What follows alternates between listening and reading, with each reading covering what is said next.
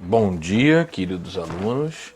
Dando prosseguimento ao estudo de calorimetria, hoje encerrando com curva de aquecimento e resfriamento, tá? Curva de aquecimento e a curva de resfriamento. O que é a curva de aquecimento e resfriamento? É o gráfico que demonstra todo aquele processo, né, de você transformar por exemplo, o sólido, né, em vapor.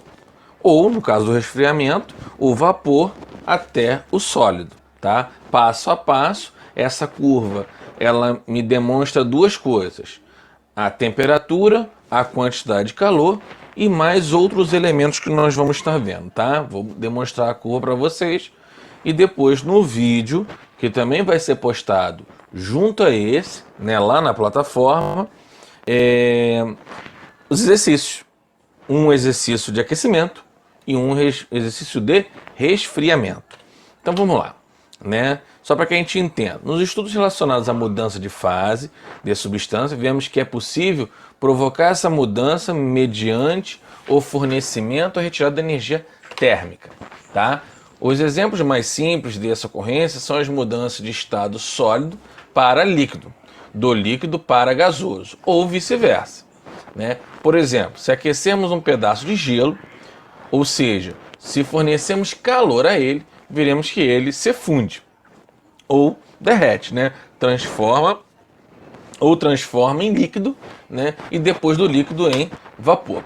Curvas de aquecimento e resfriamento é o que ocorre durante uma transição de fase, tá? Curva de aquecimento ou de resfriamento mostram a variação da temperatura com o tempo à medida que o objeto vai perdendo ou ganhando energia, beleza? Então primeiro vamos na curva de aquecimento. Então, ó, eu vou pegar aqui a caneta para que a gente possa analisar aqui todo esse gráfico, toda essa curva de aquecimento, certo? Isso aqui é uma curva de aquecimento genérico, gente, tá? Mas todas elas têm esse mesmo formato, tá? Eu tenho aqui a parte sólida, tá? Ó, esse primeiro momento aqui, ó, aqui embaixo a parte sólida. Então ele é aquecido até chegar no ponto de o quê? Qual é o ponto que ele transforma de sólido para líquido? É o ponto de fusão, certo? Então toda essa parte aqui está sendo aquecida até chegar ao ponto de fusão. Esse pedacinho vermelho aqui, ó, certo? Esse pedaço em vermelho, tá? Eu vou até mudar a cor aqui para não fazer bagunça. Esse pedaço aqui em vermelho, né, que nós chamamos de ponto de fusão, né? Aqui, ó, início aqui, ó, o ponto de fusão, ele vai transformando todo o sólido em líquido, tá? É a liquefação da substância.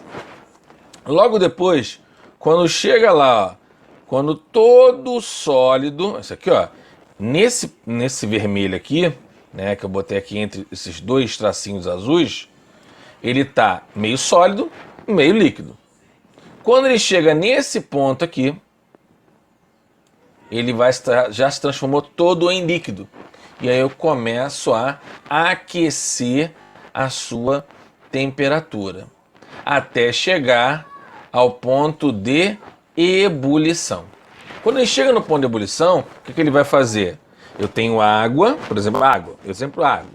Eu tenho água, né, a 100 graus Celsius. O que começa a acontecer com a água? Ela começa a transformar em vapor. Então, nesse momento aqui, ó, né? Nesse momento aqui compreendido entre esses dois tracinhos azuis aqui, que eu fiz, eu tenho que um ponto de transformação de líquido para vapor. Ele está transformando tudo de líquido para vapor. E aqui em cima eu tenho o vapor.